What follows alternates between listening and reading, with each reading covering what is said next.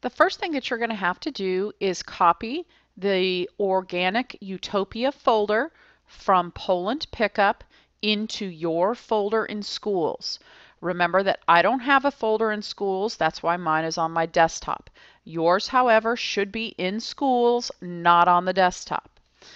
Then you're going to have to define the site. And remember that defining the site means that once you do it properly, all of the files in that folder show up here in your Files panel.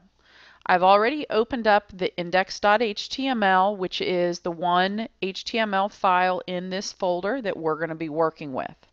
The first thing that we're going to do is create a Spry menu bar. And what the Spry menu bar does is it creates a multi-tiered horizontal or vertical menu that can be easily edited as a master navigation element of your page. They're easy to add, and it's a great alternative to some of the more clunky cut and paste third-party expanding menus you may have seen or used, or an alternative to some of the graphical menus. So first thing that we're going to do is we need to make sure that we have our insert panel. And remember that our insert panel originally shows up over here as a panel. I moved it up here to look more like a toolbar, and it has these different tabs on it. The first thing that you're going to want to do is locate the text that says menu bar here. It's right up here at the top. You're going to delete it, but I want you to keep your cursor there. So don't move your mouse, don't click anywhere else. At the moment, our cursor is right up there in that space. Now, on this Spry tab, you see lots of different buttons here. Over here towards the right, it's divided into 3 different parts, and the things that we're going to need is over here on the right-hand side. If you hover over it, you get a tooltip, and it says that you have the Spry menu bar. Go ahead and click on it. Now, once you click on it, it does ask you if you'd like to have a vertical or a horizontal one.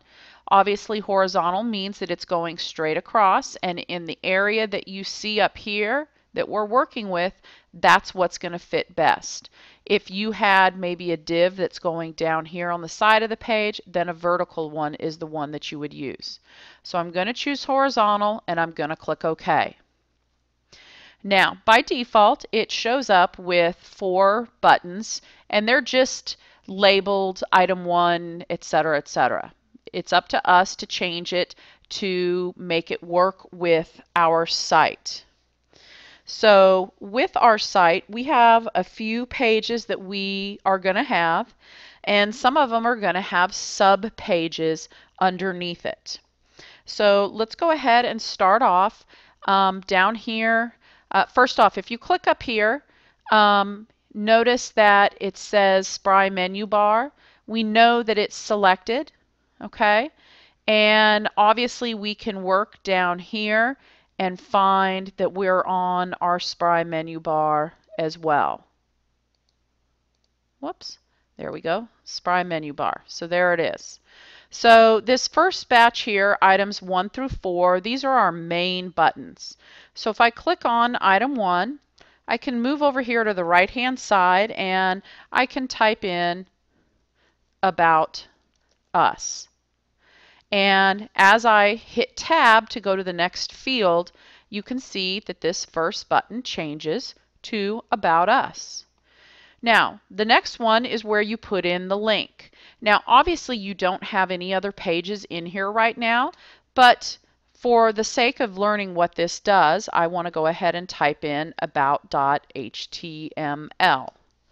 And I'm doing .html as opposed to .htm because this already has that .html for the extension, and remember that we do want to keep it consistent. You then have title and you have target. Title we don't really need to worry about. Target means where do you want to open it. Open it in its own window, open it in a new window, whatever. If we just leave that blank, it's going to just keep this one page clicking amongst itself. Now, you'll also see that with the clicking on the About Us, notice that there is items 1.1, 1.2, and 1.3 below that. And since our About Us doesn't have any subpages, we're going to want to delete these items 1.1, 1.2, and 1.3. We can do that by clicking on it and then clicking on this minus sign above it. That's going to remove that menu item. So we'll have to click on that 3 times. Now when we hover over About Us, there are no sub menus and there's no extra arrow. Like here on item 3, there's no arrow here. So the second one we're going to do is item number 2. And we can go ahead and call that Home. And obviously the link is going to be to index.html.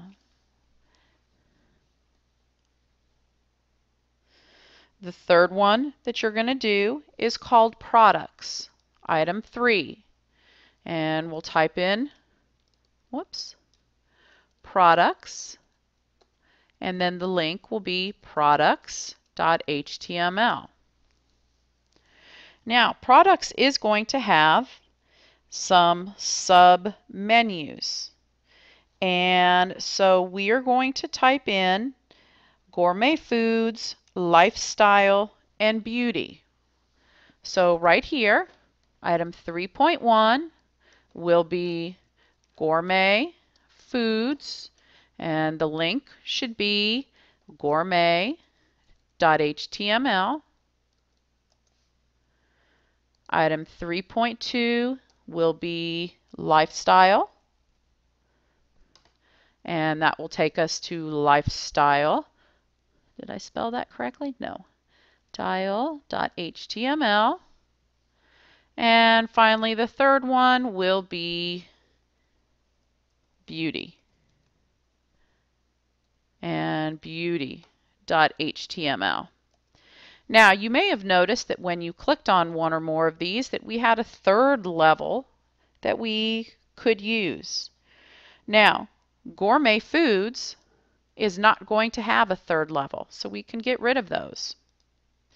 However, lifestyle, we do have 2 things that are going to fall underneath it, and that is going to be furniture and accessories. So I'm going to hit the plus, and I'm going to type in furniture, and I have to type it here, and it's going to go to furniture.html. And then the second one is going to be accessories, and it's going to go to accessories.html. And at this point, our menu is almost done. Oh, we have one more. I forgot item number 4 here. Sorry. Item number 4 is going to be Contact Us. And the link will be contact.html. Okay, now we're almost done. If you look here, though, and look up here, you'll see that the order of these is not really what we would want. Home should always be the first link in a menu. In order to do that, all we have to do is use these arrows up here at the top and move that up. Once we do that, we can then be moving About Us down one. So it will wind up Home, Products, About Us, Contact Us. And if you click on the submenus, you'll notice that they followed along with. Okay? So at this point, this part of the menu is done. Now, if I go and do a save, and I'm just going to do a Command S, it tells me that it has now a bunch of dependent files that need to be saved. So I'm going to go ahead and click OK. Now, I'm going to go ahead and double click on the Files panel so that I can collapse it. That way I see the entire CSS styles. Then I'm going to come up here and I'm going to click on this little arrow next to Style to collapse it. And you're going to notice that I have now Spry menu bar horizontal.css. That is some styles that go with this menu bar. So I need to click that arrow to expand it. Now, you'll see that there's a bunch of properties, not properties, parts under here that have properties to it. Some of them, as you read through it, will kind of make sense. Other parts, maybe not so much sense.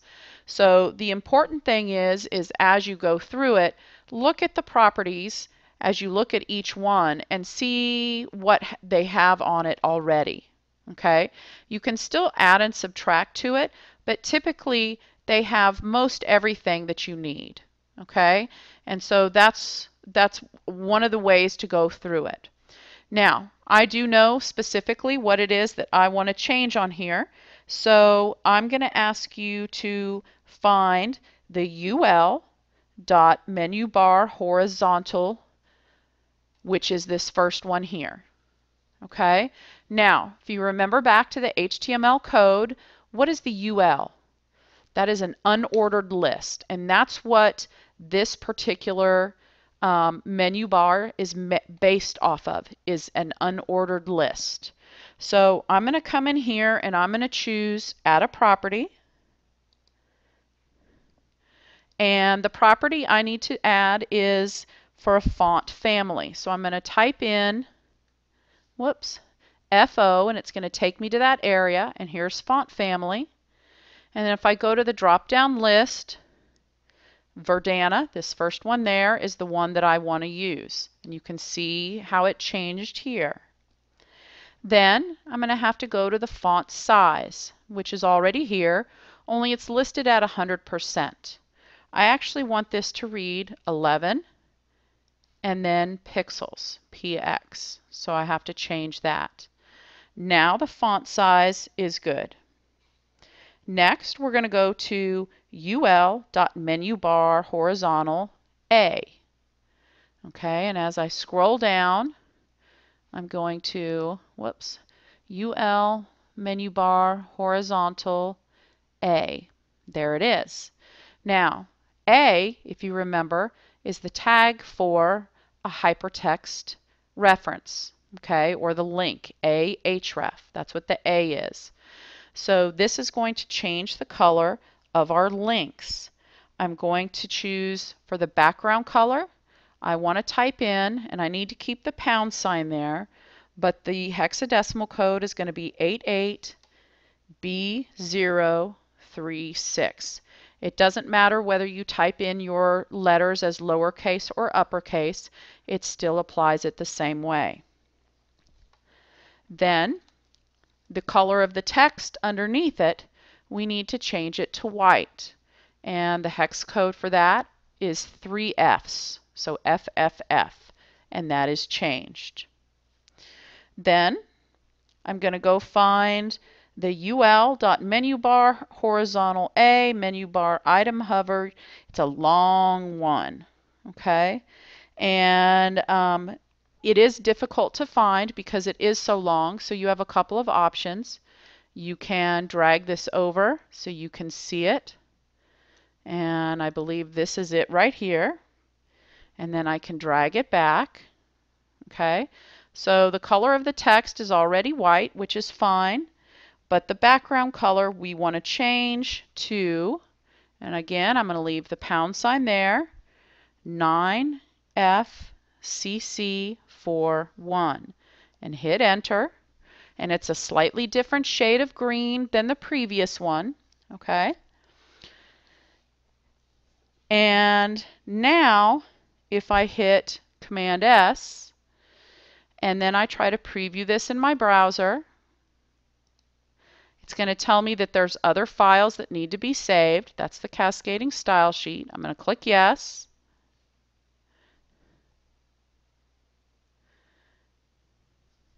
And now, as I roll over, notice how it changes.